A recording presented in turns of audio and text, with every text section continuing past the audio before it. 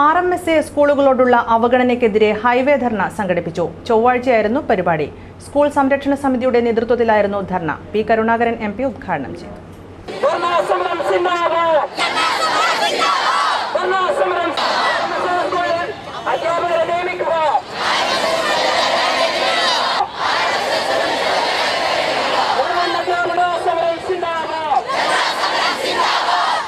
RMSA സ്കൂളുകളോടുള്ള സർക്കാർ അവഗണനയ്ക്കെതിരെ school സംരക്ഷണ സമിതിയുടെ നേതൃത്വത്തിൽ ഹൈവേ ധർണ സംഘടിപ്പിച്ചു. പി കരുണാകരൻ MP ധർണ ഉദ്ഘാടനം ചെയ്തു.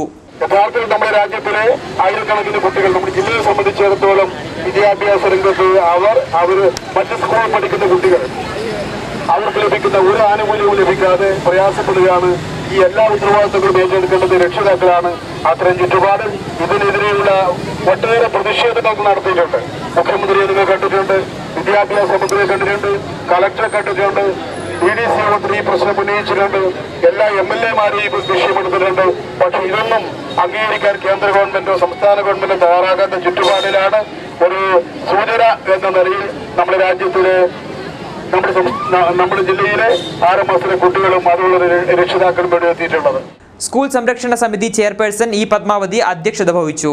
RMSA സ്കൂളുകളിൽ കുട്ടികൾക്ക് ആനുപാതികമായി ഡിവിഷനുകൾ അനുവദിക്കുക, ആവശ്യത്തിന് അധ്യാപകരെ നിയമിക്കുക, ആവശ്യത്തിന് ഓഫീസ് സ്റ്റാഫുകളെ നിയമിക്കുക, RMSA അധ്യാപകർക്കും ജീവനക്കാർക്കും കൃത്യമായി ശമ്പളം നൽകുക എന്നീ ആവശ്യങ്ങൾ ഉന്നയിച്ചാണ് ധർണ സംഘടിപ്പിച്ചത്. ധർണയെ അഭിസംബോധന ചെയ്ത് NA നെല്ലിക്കുന്ന് MLA, ജില്ലാ panchayat president PP Shyamaladevi, Thayyeni PTA president Gopalakrishnan, CH Mujeeb, Veduvan Kunju എന്നിവർ സംസാരിച്ചു.